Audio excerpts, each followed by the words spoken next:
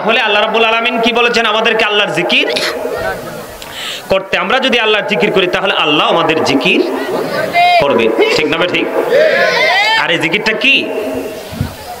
হাদিস শরীফের মধ্যে এসেছে বন্ধু, আমার নবী আপনার নবী সরকারি মদিনা ইমামুল মুরসালিন, আমার নবী আপনার নবী দু জাহানের বাদশা নবী সিরাজুম মুনীর নবী, তিনি বলে দিয়েছেন বন্ধু তোমরা যখন জান্নাতের বাগান সাজা করো তখন ওখান থেকে কিছু ফল খেয়ে নিও। ইয়া রাসূলুল্লাহ ইয়া হাবিবাল্লাহ নবী নবী গো জান্নাতি ফল কাকে বলে গো? আমার নবী তখন বলে দিয়েছেন মাওলার জিকির, সুবহানাল্লাহ আলহামদুলিল্লাহ লা ইলাহা ইল্লাল্লাহ, সুবহানাল্লাহ আলহামদুলিল্লাহ লা ইলাহা ইল্লাল্লাহ, লা ইলাহা ইল্লাল্লাহ, লা ইলাহা ইল্লাল্লাহ, সুবহানাল্লাহ আলহামদুলিল্লাহ লা ইলাহা মুহাম্মাদুল্লাহ, সুবহানাল্লাহ আলহামদুলিল্লাহ লা ইলাহা ইল্লাল্লাহ, লা ইলাহা ইল্লাল্লাহ, লা ইলাহা ইল্লাল্লাহ, নবীর পুত্র জগৎ করবে ও জালা, নবী আমার নূরের পুত্র জগৎ করবেন ও জালা, রোজ হাসরে করবেন তিনি উম্মতের ফয়সালা, সুবহানাল্লাহ আলহামদুলিল্লাহ লা ইলাহা ইল্লাল্লাহ, সুবহানাল্লাহ আলহামদুলিল্লাহ লা ইলাহা ইল্লাল্লাহ, লা ইলাহা ইল্লাল্লাহ, লা ইলাহা ইল্লাল্লাহ, নবীর সাথী নবী সাইয়া যারে আল্লাহ পাঠাইলা, নবীর সাথী নবী সাইয়া যারে আল্লাহ পাঠাইলা, নিজে আল্লাহ দোস্ত বলে তাহার প্রেমে মজিলা, সুবহানাল্লাহ আলহামদুলিল্লাহ লা ইলাহা ইল্লাল্লাহ, সুবহানাল্লাহ আলহামদুলিল্লাহ লা ইলাহা ইল্লাল্লাহ, লা ইলাহা ইল্লাল্লাহ, লা ইলাহা ইল্লাল্লাহ, আরশি কুরসি লৌহ কলম সৃষ্টি জাহান অসিলা, আরশি কুরসি লৌহ কলম সৃষ্টি জাহান অসিলা, নিজে আল্লাহ খুশি হইয়া নাম রাখিলেন হাবিবুল্লাহ, সুবহানাল্লাহ আলহামদুলিল্লাহ লা ইলাহা ইল্লাল্লাহ, লা ইলাহা ইল্লাল্লাহ মুহাম্মাদুর রাসূলুল্লাহ সাল্লাল্লাহু আলাইহি ওয়াসাল্লাম। আলহামদুলিল্লাহ জিকির করতে পেরে কি ভালো লাগছে আপনাদের? কার কার কাছে ভালো লাগছে দুই হাত তুলে দেখান তো দেখি, সোজা করে সোজা। আল্লাহু আকবার, আরে রিসালা ইয়া রাসূলুল্লাহ, আরে গাউসিয়া ইয়া গাউসুল আজম দস্তগীর। আপনাদের কাছে ভালো লাগছে? সত্যি? কোথায় ভালো লাগছে? শরীরের মধ্যে ভালো লাগছে না অন্তরের মধ্যে? এই দেখবেন এই জান্নাতীদের সিমটমটাই হলো আমল করার পরে অটো তার হৃদয়ের মধ্যে প্রশান্তি চলে আসবে, তখনই আপনি মনে করবেন যে আল্লাহ পর্যন্ত আপনার আমল পৌঁছে গেছে। আরে যারা বলেন না সুবহানাল্লাহ। আমি কিন্তু আজকে আপনাদের জন্য নিয়ামত, জানেন আমি আজকে মুসাফির এবং মেহমান। আল্লাহ যখন খুশি হয় কারো বাড়িতে মেহমান পাঠায়, আজকে আপনাদের বাড়িতে আমারে পাঠাইছে। সুবহানাল্লাহ বলেন না? আরে জোরে নিঃসন্দেহে দোয়া কবুল হবে, কোনো সন্দেহ নেই। দোয়া নিতে চান তো সবাই? আরে জোরে বলে। মাঝে মাঝে একটু কথা বলতে হবে, মাঝে মাঝে একটু কি করতে হবে? কথা। বন্ধুরি আমার বলতেছিলাম,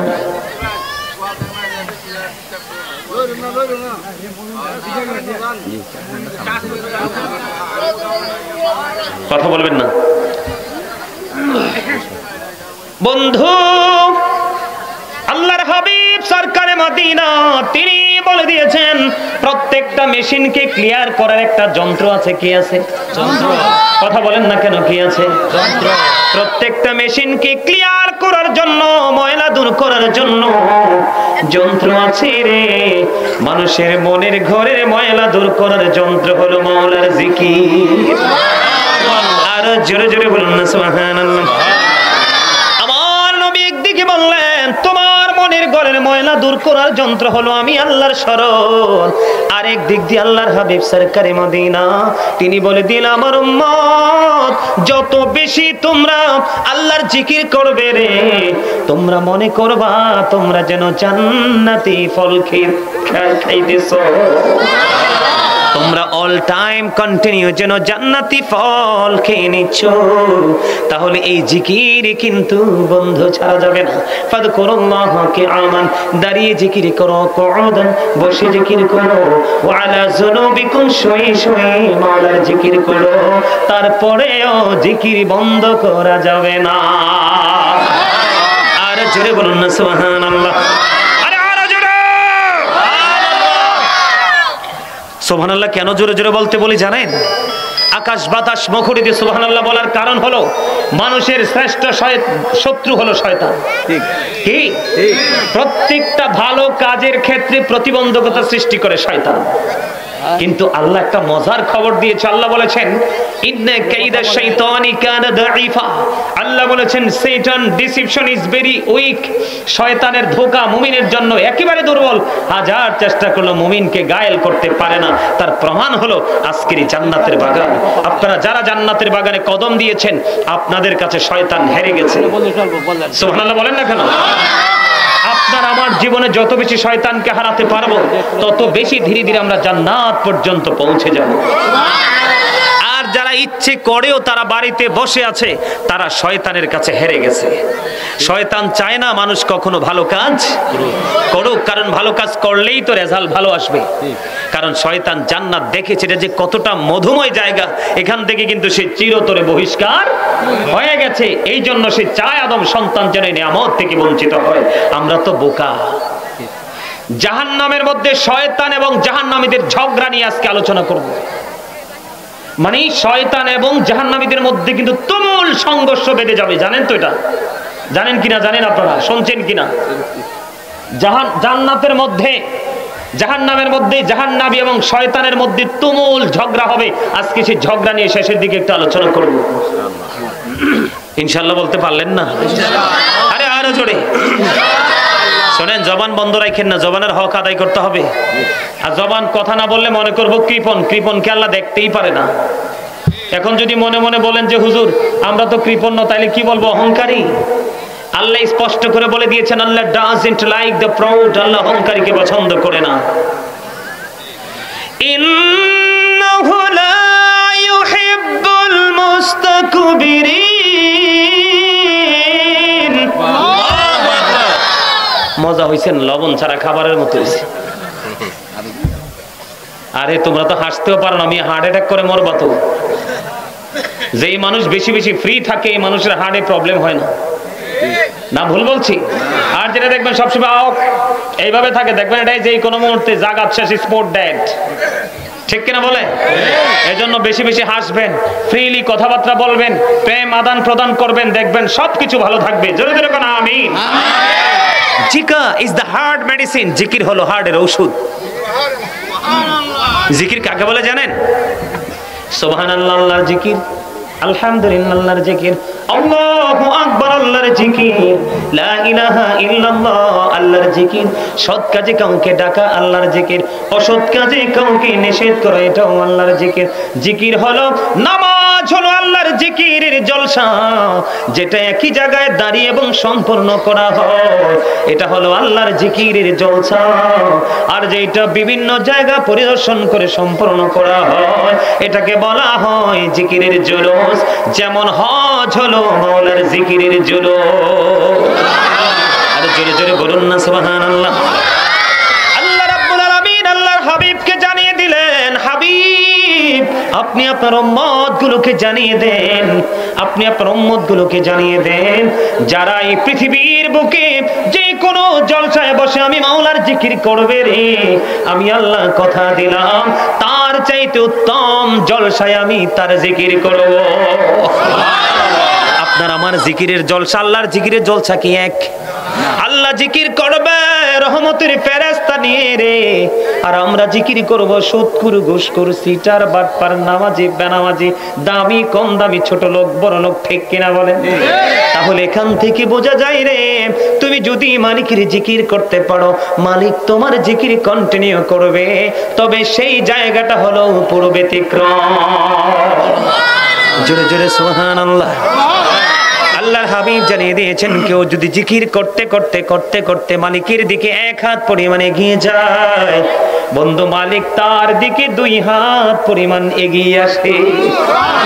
কেউ যখন মাওলার জিকির হেঁটে হেঁটে করে রে, মাওলার কাছে যেতে চায়, মাওলার জিকির করতে করতে, মালিক বলেছে হাবিব আপনি জানিয়ে দেন আমার বান্দাগুলোকে, আমার বান্দা হেঁটে হেঁটে কখন আমার কাছে আসবে গো, আমার কাছে আসতে হবে না, আমি মাওলা তার কাছে অটোমেটিক্যালি দৌড়ে চলে আসি।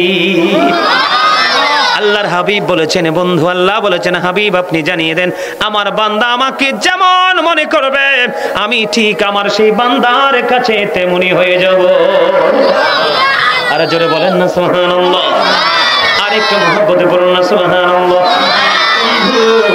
আমি আপনাদেরকে আরেকটা মজার খবর দেব, আপনারা যদি মনে মনে এখানে বসে বসে জিকির করেন, আল্লাহ গো এই জিকিরের হাদিয়া তওফা আমার আপন স্বজনের কবরে পৌঁছে দাও। হযরতে আবু হুরায়রা রাদিয়াল্লাহু তাআলা আনহু থেকে হাদিস কেন বর্ণিত, আমার নবী সাহাবায়ে কেরামদেরকে নিয়ে বন্ধু রওনা দিলেন। হাঁটতে হাঁটতে হাঁটতে হাঁটতে হঠাৎ করে একটা গোরস্থানের পাশে দাঁড়িয়ে গেলেন। দাঁড়িয়ে যাওয়ার পরে নবীজি কি করলেন, খেজুর গাছ থেকে একটা খেজুরের ঢাল ভাঙলেন, ভেঙে 2টা টুকরো করে 2টা কবরের মধ্যে গেড়ে দিলেন। সাহাবায়ে কেরাম প্রশ্ন করলো, ইয়া রাসূলুল্লাহ, ইয়া হাবিবাল্লাহ, নবী গো, ও প্রাণের নবী, কেনই বা আপনি কবরের পাশে দাঁড়িয়ে গেলেন, আবার কেনই বা খেজুরের ডাল 2টা কবরের উপরে গেড়ে দিলেন? এবার আমার নবী জানিয়ে দিলেন, 2টা কবরের মধ্যে আযাব চলতেছে আমি দেখতে পাই। নবী গো বুঝতে পেরেছি, কিন্তু খেজুরের ডাল 2টা কেন গেড়ে দিলেন? আমার নবী বললেন, যতক্ষণ পর্যন্ত সবুজ থাকবে ততক্ষণ মাওলার জিকির করবে রে, আর এই জিকিরের বদৌলতে তার কবর আযাব কিছুটা হলেও বন্ধ হয়ে যাবে। এই জন্য বলছি বন্ধু, জিকির করতে হবে প্রাণটা খুলে। আমি শুরুতে একটু দুরূদ পড়েছি, আপনাদের মনে আসেনি? ছোট্ট করে পড়েছি, কারণ কন্ডিশন তো ভালো না।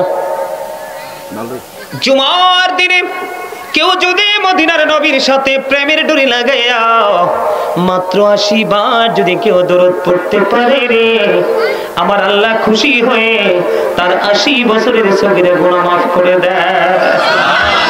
আজকের রাত হলো জুমার রাত, এই জন্য বলেছি নবীকে ভালোবেসে প্রাণ উজাড় করে দরুদ পড়ো, মাওলাকে ভালোবেসে হৃদয় উজাড় করে মাওলার জিকির করো।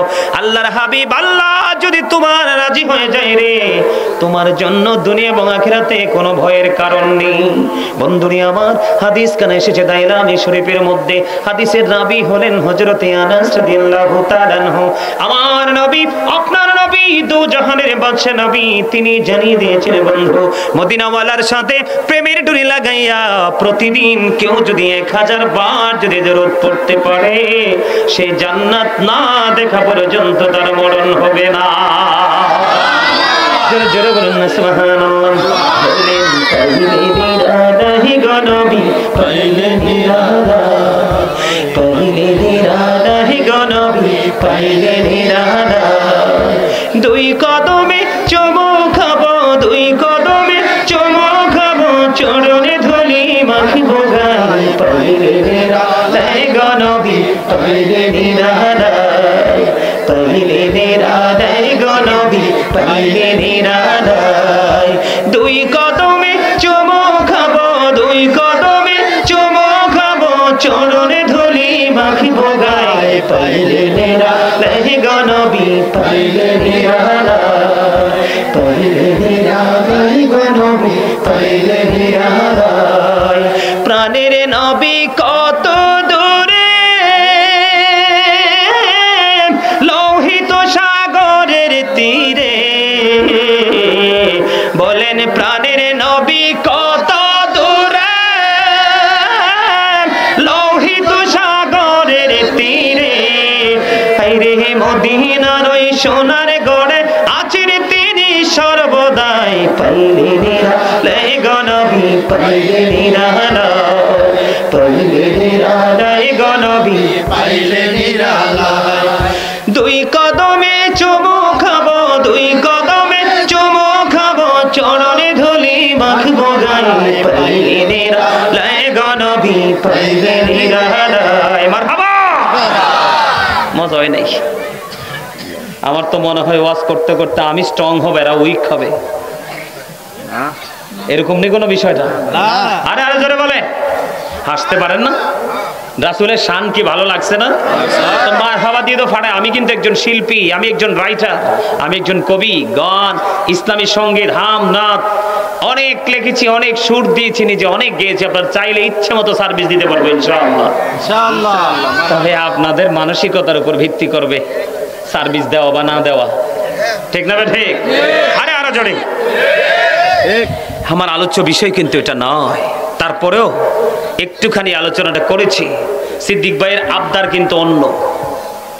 আমি আবার মূল আলোচনায় পড়ে যাব, তার আগে আরো একটু আপনাদেরকে বোঝানোর জন্য বলবো, কারণ চাইলেও আগামীকালকে আসতে পারবো না। এই জন্য আমি যেখানেই যাই একটু গুরুত্ব দিয়ে মানুষকে বোঝানোর চেষ্টা করি, যেন মানুষ সহজে বুঝতে পারে। সম্মানিত উপস্থিতি, আমি একটু আগে শুরুতেই বলেছিলাম দেহ এবং আত্মা নিয়ে, মনে আছে? কথা বলেন না? দেহ এবং আত্মা, এই যে কথাটা বললাম, এর মানে হলো আমার উদ্দেশ্য ধীরে ধীরে হাঁটি হাঁটি পা পা করে আমি আমার বিষয়ের দিকে ধাবিত হব। আমরা যখন কবরে যাব, কোথায়? আমরা যখন কবরে যাব, আল্লাহ রাব্বুল আলামিন সংকেত দিয়েছে, আমাদেরকে ওয়ার্নিং দিয়েছে যে ইন্না বাতশা রাব্বিকা লাশাদীদ। আল্লাহ বলেছেন the sieging of Allah is difficult, আল্লাহর ধরা, আল্লাহর পাকড়াও বড় শক্ত, বড় কঠিন। আল্লাহ বলেছেন ইন্নাল্লাহা সারিউল হিসাব, আল্লাহ is quick to take account, আল্লাহ হিসাব গ্রহণে অত্যন্ত তৎপর। কথা কি বুঝে আসছে? মানুষকে ধরবে খুব শক্তভাবে, হিসাবও নিবে কঠোরভাবে। ওরে বাপ রে বাপ, এই কথা কি একবার আমাদের ব্রেইনে ঢুকে? এটা কি আমাদের মাথায় আছে? নাই নাই। যদি থাকতো তাহলে আজকে লটারির মাধ্যমে আসতো মানুষ আগে বসার জন্য। যদি মানুষের সেই সেন্স থাকতো তাহলে মানুষ জুমার দিনে কার আগে কে যাবে সেটা নিয়ে কম্পিটিশন করতো। আছে আমাদের মধ্যে সেই ফিলিংস আছে? যাই সবার পরে, বের হই সবার আগে। অথচ আল্লাহর হাবিব সরকারে মদিনা তিনি জানিয়ে দিয়েছেন জুমার নামাজ পড়ার জন্য কেউ যদি সবার আগে মসজিদে যায় রে, আর সবার পরে যখন সে মসজিদ থেকে বের হবে, আমার নবী, আপনার নবী, দু জাহানের বাদশা নবী তিনি জানিয়ে দিয়েছেন তার প্রত্যেকটা কদমে কদমে 1 বছরের নফল ইবাদতের সওয়াব দেওয়া হবে। যিনি সবার আগে যাবে এবং সবার পরে বের হবে, আজকে আমাদের মধ্যে সেই প্রতিযোগিতা নাই। মনে রাখবেন আল্লাহ রাব্বুল আলামিন সূরা আলে ইমরানের 185 নম্বর আয়াতের শেষ অংশে বলে দিয়েছেন ওয়ামাল হায়াতুদ দুনিয়া ইল্লা মাতাউল গুরুর। আল্লাহ বলেছেন দুনিয়ার জীবনে, পৃথিবীর জীবন একটা ধোঁকা ছাড়া কিছুই নয়। কোরআন শরীফ খুলে দেখেন, কোরআন শরীফের 19 পারা সূরা শুআরা 88 নম্বর আয়াতে আল্লাহ রাব্বুল আলামিন বলে দিয়েছেন ইয়াউমা লা ইয়ানফাউ মালু ওয়ালা বানুন ইল্লা মান আতাল্লাহ বিকলবিন সালিম। জোরে জোরে বলুন আল্লাহু আকবার। কোরআন শরীফের 19 পারা সূরা শুআরা 88 নম্বর আয়াতে আল্লাহ রাব্বুল আলামিন বলে দিয়েছে ধন সম্পদ সন্তান সন্ততি কোনো কিছুই আমাদের কাজে লাগবে না, তবে যিনি সুস্থ অন্তর নিয়ে যাবে সে ব্যতীত। জোরে জোরে কোন আল্লাহু আকবার। তাহলে আমাদের কি করা উচিত? বন্ধু আমার দিকে দেখান, আল্লাহ বলেছেন বান্দাকে ধরবে খুব শক্তভাবে, হিসাব নেবে খুব শক্তভাবে। আল্লাহ রাব্বুল আলামিন আরো বলে দিয়েছেন, পৃথিবীর বুকে মানুষ বিপদে পড়লে কেউ না কেউ সাহায্য করতে চলে আসে। অসুস্থ যখন হয় মানুষ চিকিৎসার জন্য হসপিটালে যায়, ডাক্তারের কাছ থেকে ট্রিটমেন্ট নিতে পারে। তার মানে প্রতিকূল অবস্থা যখন তৈরি হবে, এটাকে অনুকূলে আনার জন্য বিভিন্ন প্রক্রিয়া করে মানুষ অনুকূলে নিয়ে আসতে পারবে, ঠিক কিনা বলে? কিন্তু বন্ধু, মানুষ যখন পাপী হয়ে জাহান্নামী হয়ে যখন মানুষ কবরে যাবে, আল্লাহ রাব্বুল আলামিন বলে দিয়েছেন, বান্দা কোন উপায় খুঁজে পাবা না, কোন উপায় খুঁজে পাবা না, কোন সাহায্যকারী পাবা না, কোন হেল্পার খুঁজে পাবা না। পৃথিবীতে তুমি অসুস্থ হলে ডাক্তার, আর যদি তোমার সুস্থতা নসিবে না থাকে মৃত্যুর মাধ্যমে তোমার অবসান হয়ে যায়। কিন্তু পরকাল এত ভয়ঙ্কর, আল্লাহ বলেছেন লা ইয়ামুতু, মরার সুযোগ নাই। যতই কষ্ট পান, যতই যন্ত্রণা পান বন্ধু, মরার কোনো সুযোগ নাই। আল্লাহ বলেছেন ফিহা ওয়ালা ইয়াহইয়া, বাঁচার কোনো সুযোগ নাই। ওমা হুমান হাবি গায়িবিন, সেখান থেকে পালিয়ে যাবারও কোনো সুযোগ নাই। আল্লাহ বলেছেন people will not die that day, people will not be able to live that day, people will not be able to escape that day. বাঁচতেও পারবে না, মরতেও পারবে না, পালাতেও পারবে না। এই মানুষগুলো কারা? যারা পাপী, যারা জাহান্নামী, যারা তাদের অবস্থা বন্ধু। আর নেকি যারা আল্লাহ রাব্বুল আলামিনকে পাওয়ার জন্য যারা পাগল পারা, তারা রাসূলকে ভালোবাসে, আর রাসূলকে পাওয়ার জন্য রাসূলের প্রেমিক আলেম এবং আল্লাহর ওলিদের পিছনে ছোটে।